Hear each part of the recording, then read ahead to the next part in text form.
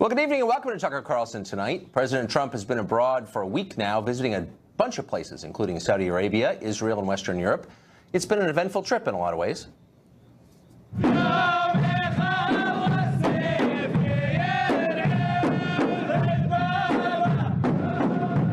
Drive out the extremes. Drive them out of your holy land and drive them out of this earth.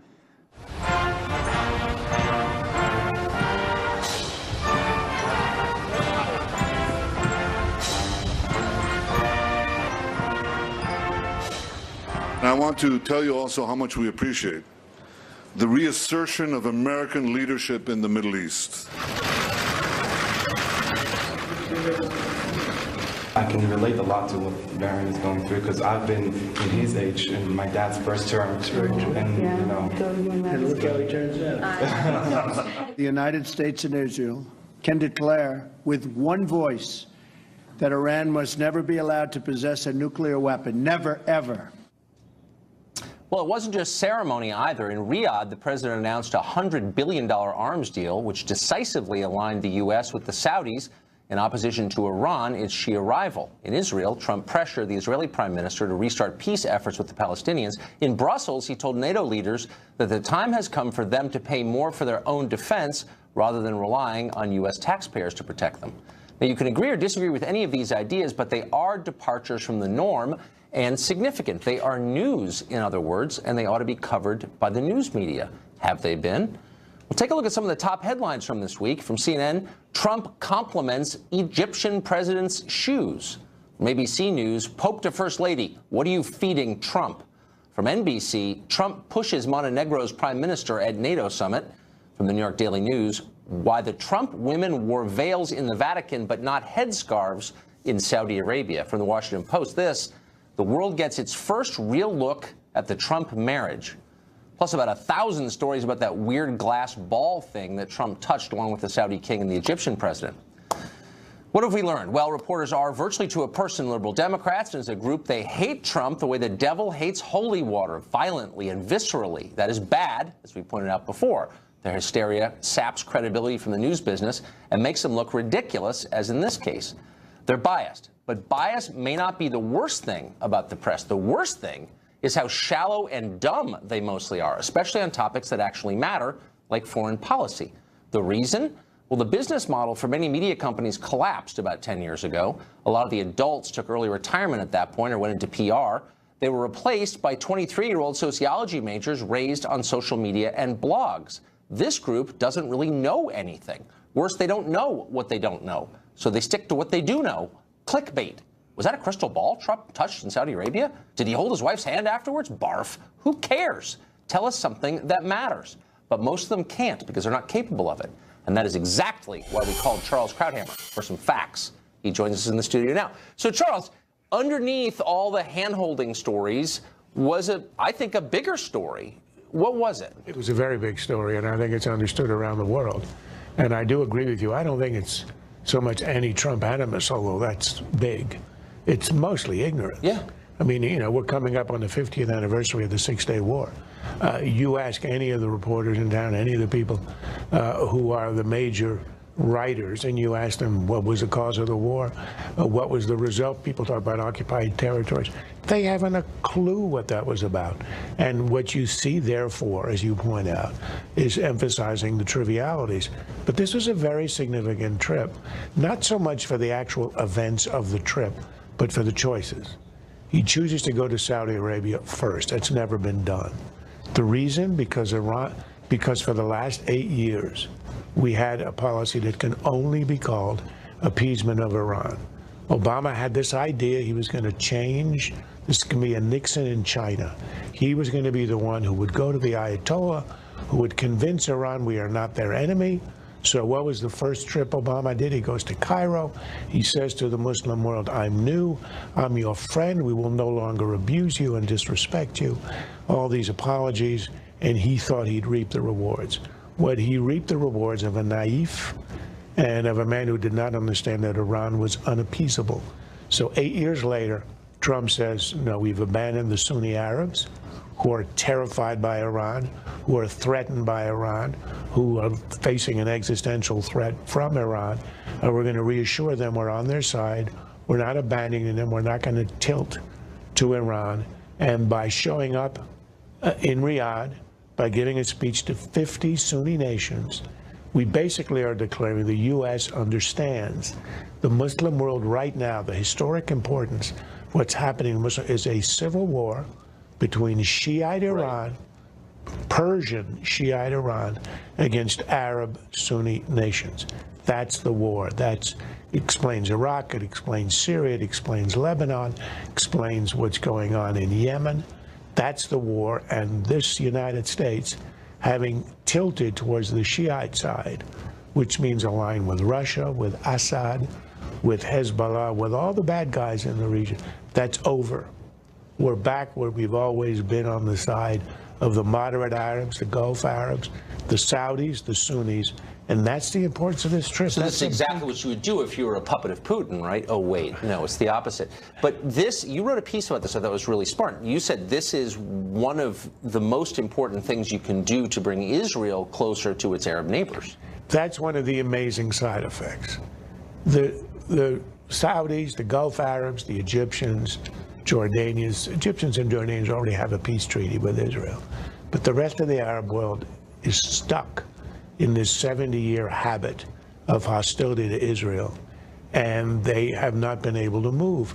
Now they understand that their enemy is not Israel, it's Iran. Israel has no intent to bring down and eradicate the Saudi regime.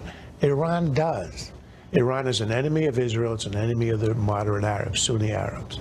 So there is this historic opportunity, and it's happening below the radar. There is cooperation between Saudis and Israelis with intelligence, all this other stuff that we don't hear about. It's an opportunity to soften the eternal hostility of Israel and the Arab states, with the hope, I don't know that it'll be imminent, could take a generation or two, that if you do loosen up those relationships where the Gulf Arabs, the Sunni Arabs, the moderate Arabs, the pro-American Arabs are able to have commerce, interaction, good relations with Israel, that might open up a chance for the Palestinians, who are the key in the end, to say, look, the other Arabs are accommodating with Israel, it's time that we did. And the other Arabs might pressure them to do that. They're getting a bit tired of Palestinian rejectionism, and with Iran breathing down their throats, they know who their friends are and who their enemies are. That's meaningful, maybe more meaningful than touching a glass ball, just my view. Charles, thanks a lot for explaining that. Well, you didn't really expect Hillary Clinton to go away, did you? Well, she didn't, and today she delivered a commencement address at Wellesley College, where she went. Surprisingly, she gave the address herself rather than sending John Podesta to give it for her. Oops, our little election night joke. What she said may be as well as it might be considered a preview for her next run for something. Watch. We were furious about the past presidential election of a man whose presidency would eventually end in disgrace with his impeachment for obstruction of justice. After firing the person running the investigation into him at the Department of Justice. Well, of course, the other cable stations love it so much that almost none of them have corrected Hillary Clinton by pointing out that, contrary to her claim, Nixon was never actually impeached for obstruction of justice. Perhaps she confused him with her husband, who was, but that was not her only shot at Trump. There is a full-fledged assault on truth and reason, drumming up rampant fear about undocumented immigrants, Muslims, minorities, the poor. Some are even denying things we see with our own eyes, like the size of crowds.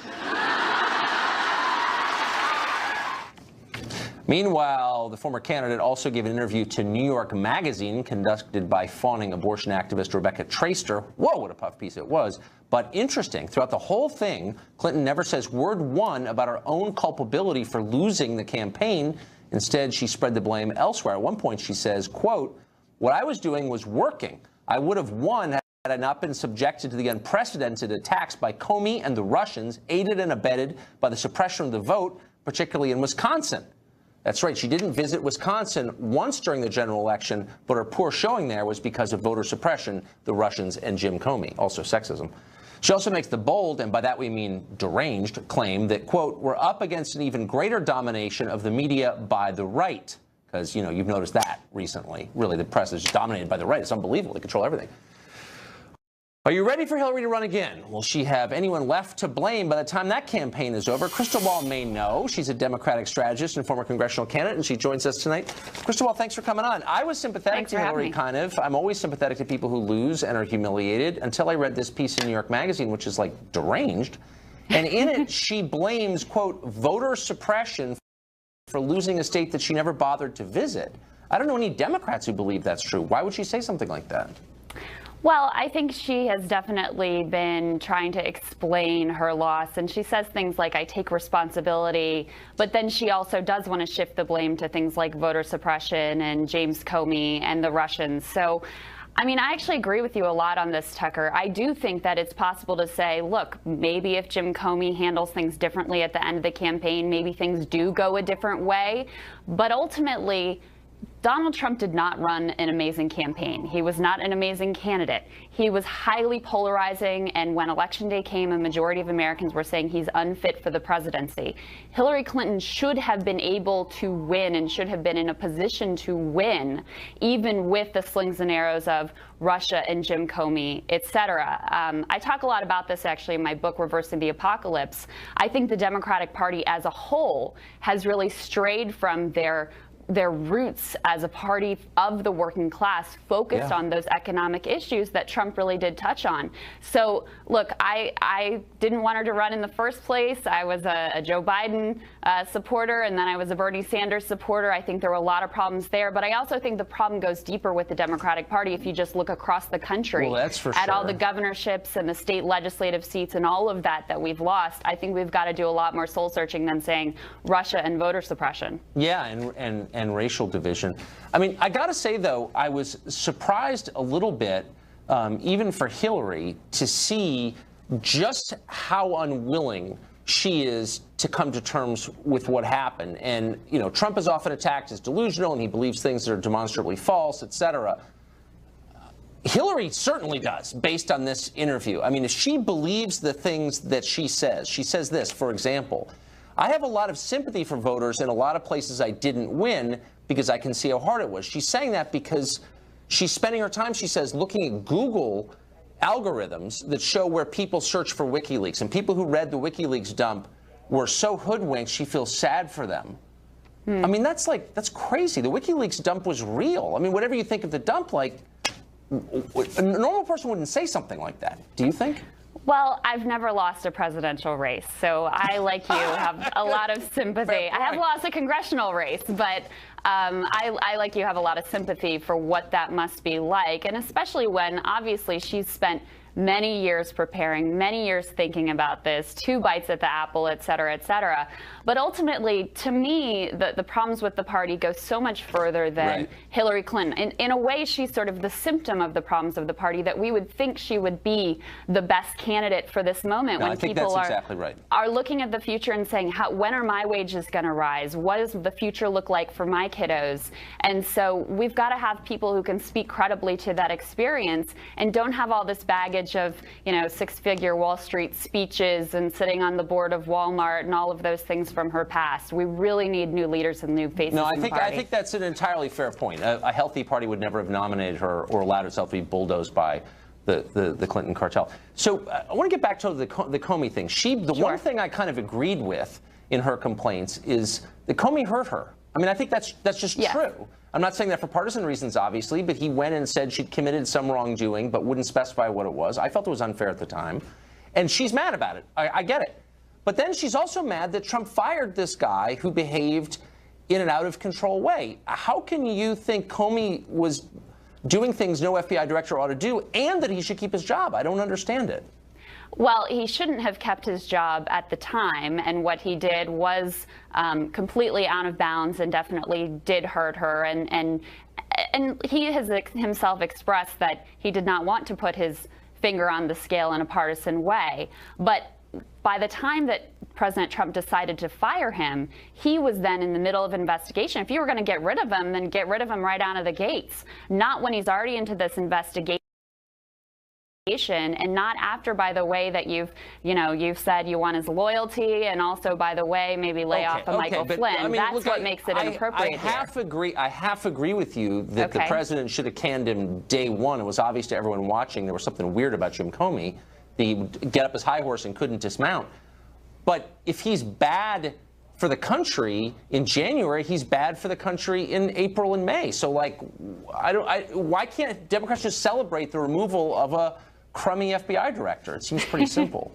I wish it was that simple, Tucker. I really do. But when you're in the middle of an investigation involving the president and his campaign, you can't help but feel that this was an effort to put pressure on the organization, to pressure Jim Comey. There's just a lot of questions around the way that firing happened. It certainly didn't work.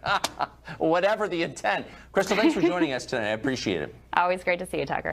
Professor in Washington State resisted when activists tried to kick him off campus for his skin color. Now student activists are howling for his job and threatening him. None of this is made up. It actually is happening right now, and the professor has agreed to come on after this break.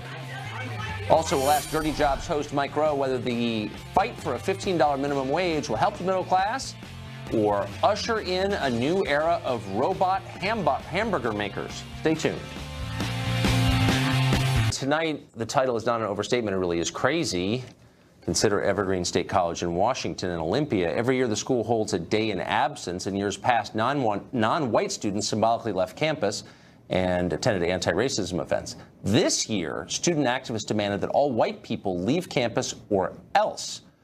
Brett Weinstein refused. He's a professor at Evergreen State, and he called the race-based demand, quote, a show of force and an act of oppression. In response to that, here's what happened. This is not about you. I'm talking. This is all about him. On terms of white privilege. This is not a discussion. You have lost that one. You said some racist. Can you apologize? I did not. Okay. Stop telling people of color they're useless. You're useless. Get the out. History could pivot in the direction of the values that you are standing here for. Yeah, resign. What? Resign. You're not resigning.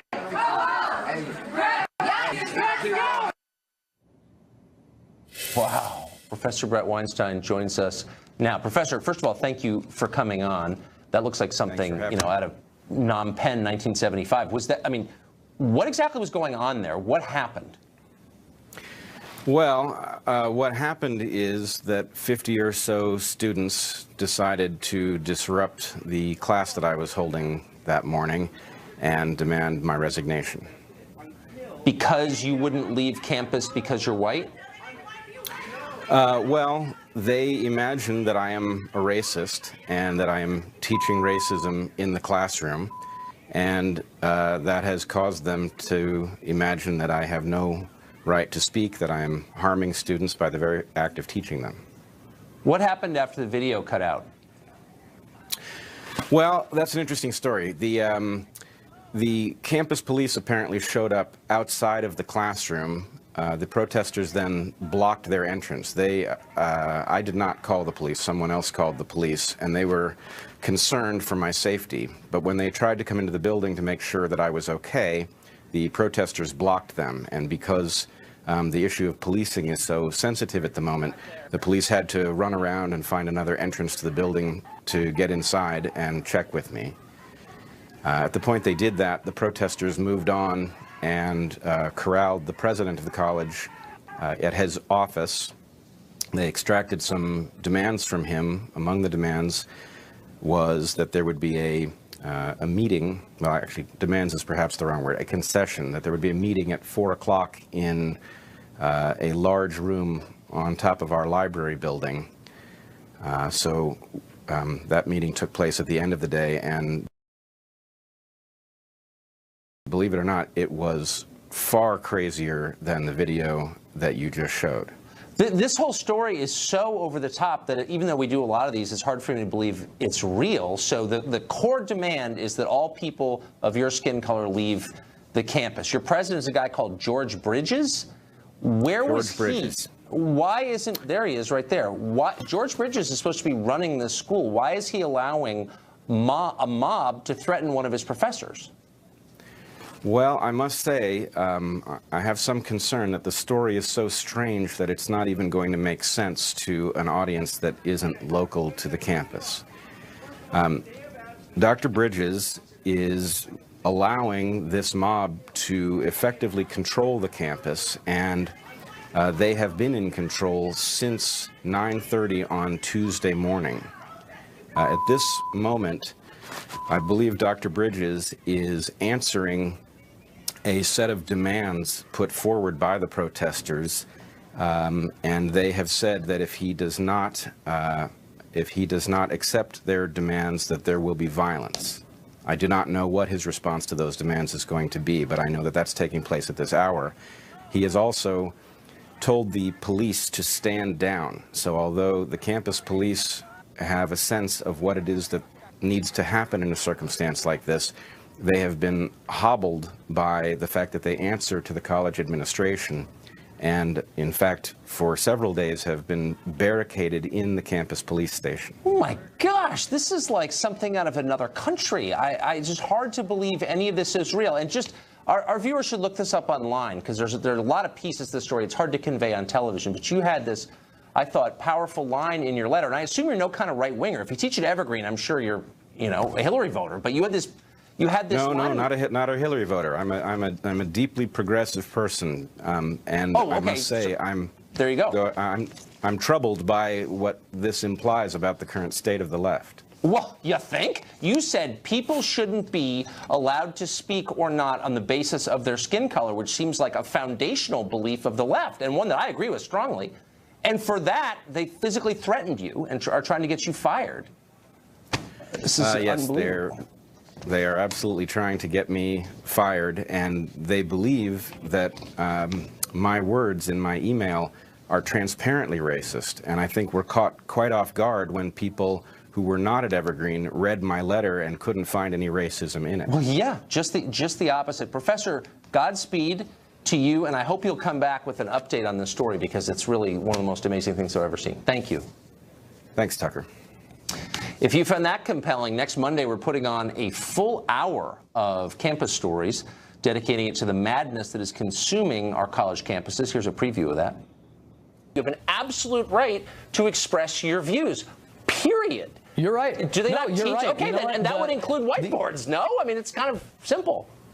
The idea of freedom of speech is essential to our country. That's literally what our country was founded on. Yeah. I mean, the idea that you can disagree with somebody and have that conversation, that's really good. But I will say, there's... I'm standing up for the First Amendment. If I were to go to a rally and people said, I'm just pulling this out of thin air, pigs in a blanket fry like bacon, about police officers advocating the killing of cops, I mean, you would say that's unacceptable. That should not be allowed. Is that what you're saying? I'm saying if student group wants to have a discussion about police brutality or racism... If they were to use that phrase, pigs in a blanket, fry like bacon. I'm not interested in the phrase. I'm not going to debate you over this phrase should be allowed or not. Because you have no principles. That's why. That's coming up Memorial Day at our usual time, 8 p.m. Eastern. Grab a beer. Up next, Republican congressman thinks the U.S. ought to try to work with Russia in some cases when it helps us. For that, he's being denounced as a Russian spy. Congressman Dana Rohrabacher, victim of McCarthyism, 2017 style, joins us next. Need to know how the D.C. smear machine works? Look no further than the case of California Congressman Dana Rohrabacher. He thinks the U.S. may have more to gain under certain circumstances by cooperating with Russia than by fighting with them.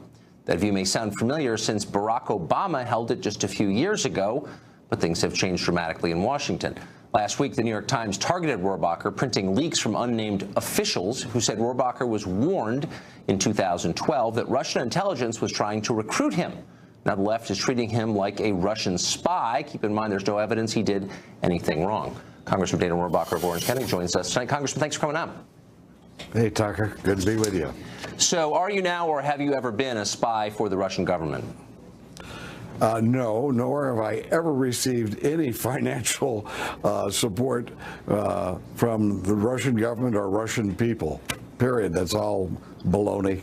So the essence of this story is that Russian agents who are not named, according to officials who are not named, were discussing ways to recruit you. Do you think that's true?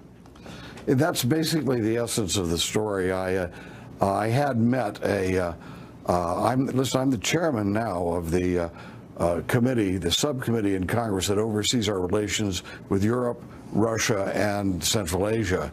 Yes. And I had been on a congressional delegation to Russia. I'd met a member of the the equivalent of the Russian State Department there.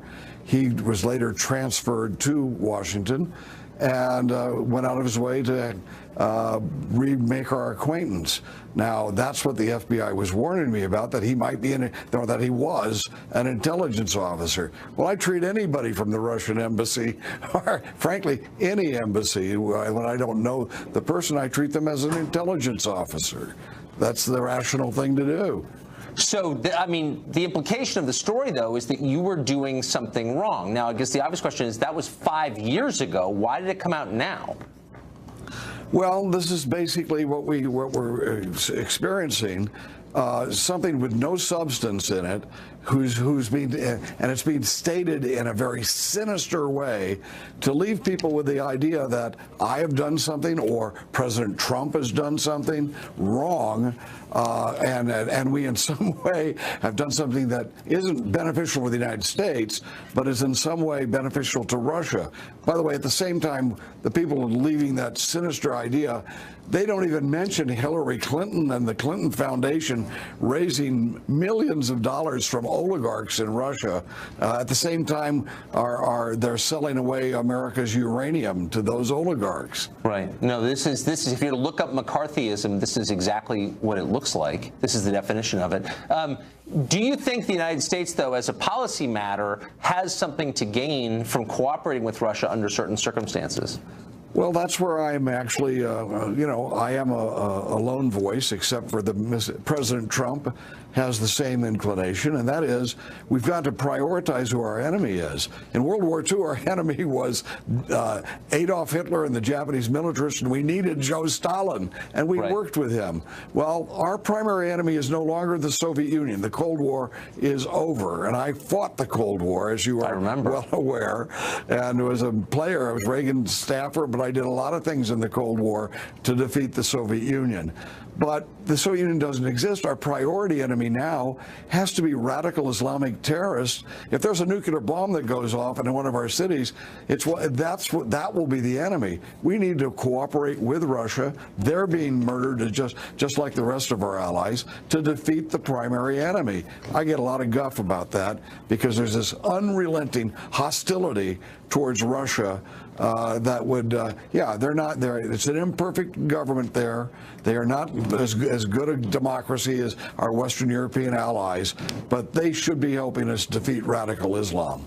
So finally, is this having real-world consequences? I mean, McCarthyism by its nature hurts people, makes it harder for them to do the jobs they do. Has this affected your life? I know you're running for re-election. This is an issue in your campaign? Oh, it has. Well, you have some multimillionaires who are running against me now who will probably put out, and I already have been putting out these hit pieces that are aimed trying to convince people that I've been engaged in some type of illegal act or something. It's the same thing they're doing with Trump. I mean, let's face it.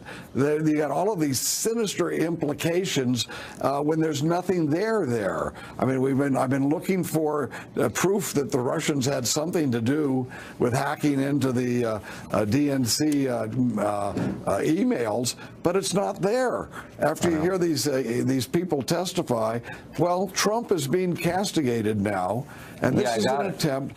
And I'm in the same boat with him, but you know what? Trump is doing a good job.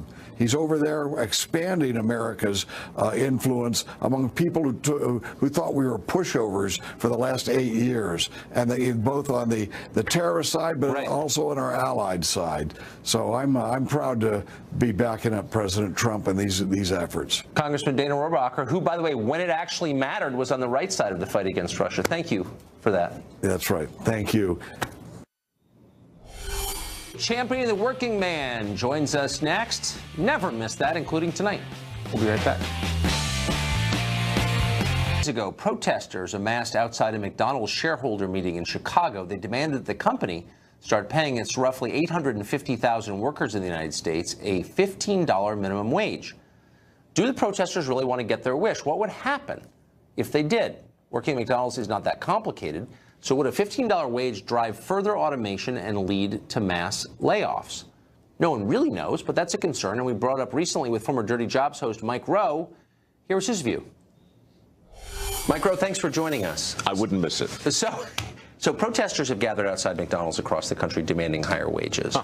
And so on the one hand, of course, I'm always sympathetic to people who want to get paid more, for sure, especially for jobs that are hard and long. On the other hand, at what point does McDonald's decide we're replacing you with automation, with robots? Probably this point, or probably soon. I don't have a crystal ball, but I mean, everybody I've talked to is going back and again to the, well, they call it the threat of automation. And like the headlines that I'm seeing are how computers are going to steal our jobs. And I don't really know that it makes sense to anthropomorphize it. I mean, I don't think the computers are, going around like twirling their mustache and laughing maniacally. But it's going to happen. I mean, it's going to happen just as surely as the internet messed up the TV, and the TV messed up cinema, and cinema disrupted radio, and radio messed up the newspapers, and Kindle screwed up the booksellers, and so it goes. But I don't think it's anything to panic over. It's going to happen. But as it relates to the minimum wage conversation, and as it relates to labor and management, the only thing I can add to it is that with my foundation, we try and remind people that learning a skill that's actually in demand negates the whole conversation.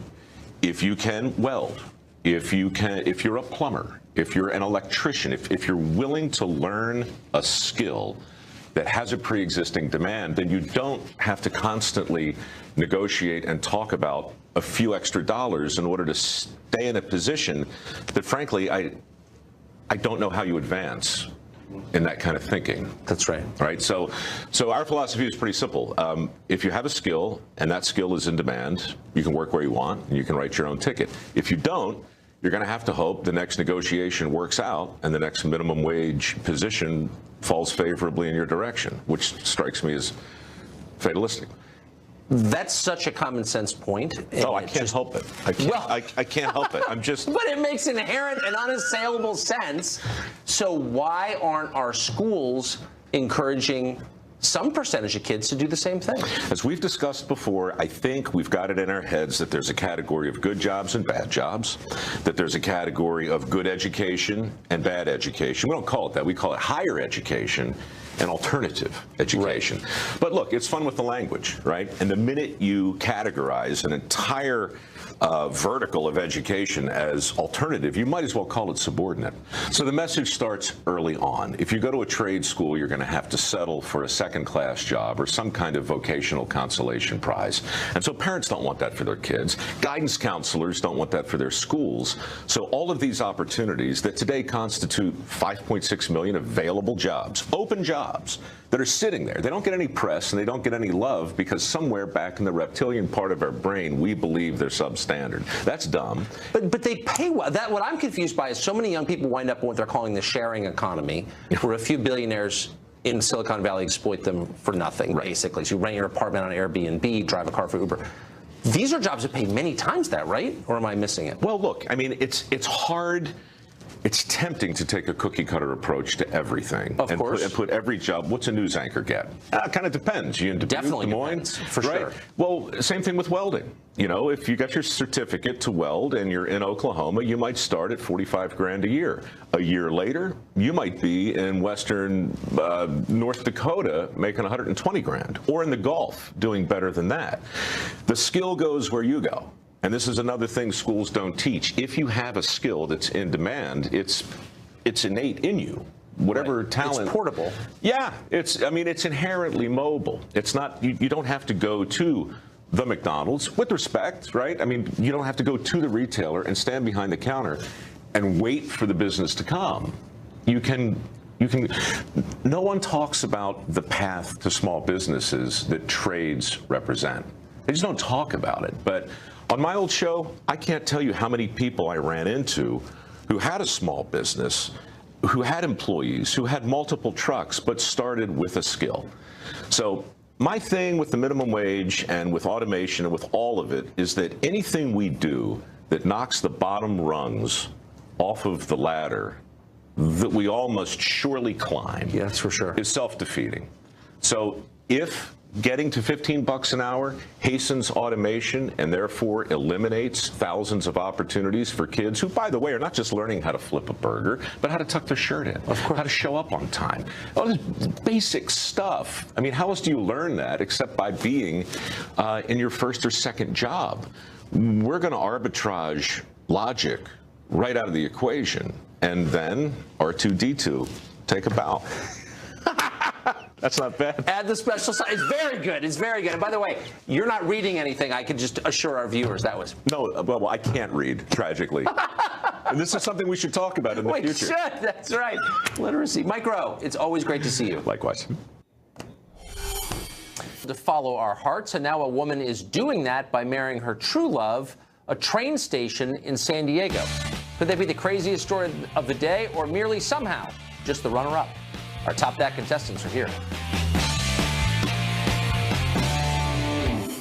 Well, we devote a whole show to weird news, but the weirdest we save for last. And to sort out the weirdest from the merely weird, our Top That panel. Tonight, joining us, Ashley Pratt, contributor at U.S. News World Report, and Katie Freitz, managing editor at Olympic Media. Okay. You've got some really weird ones tonight, but Ashley, you first. Oh, wonderful. So there were these two friends that go to Mexico on a trip, and they really liked the tortillas that were served at this burrito restaurant. So they wanted to take the recipe back to Portland, Oregon, which, you know, very progressive area. You would think they would like Mexican food and like diversity in their food and culture, and apparently not. They then got so much backlash because the two women that owned the restaurant decided to talk about how they met with these two Mexican women when they were there, and they asked them about the recipes and how they made the tortillas that were so buttery and delicious. And people were outraged, and now their burrito truck no longer exists. Social media accounts scrubbed. Because they appropriated the culture of Mexico in order to make the food. Because they opened a burrito truck in Portland, Oregon, and that was way too much for Portland, Oregon. That's deeply offensive. Yeah, I'm on their side completely. Yes, I agree. Katie, that's pretty bizarre. Can you beat that? Well, it's sad that they lost out on good burritos. I agree with that. But you would assume the heart wants what the heart wants, right? So there's a woman, and her name is Carol, and Carol is deeply, madly in love with a train station. With the building, the train station building? Yes, the Santa Fe train station. And she's loved it ever since she was a little girl, and she identifies as objectum sexual. Okay. And one psychotherapist says there's about 40 of these people in the world, and she travels 45 minutes by bus every day to meet Deidre, is the name of the train station. She walks around every day and speaks to her, and then leans up against her favorite wall and says she can feel Deidre holding her and kissing her. It's unclear if they've taken it all the way, but the psychotherapist... Let's keep it unclear, shall we? Let's say the psychotherapist says that these people are frequently desperately lonely.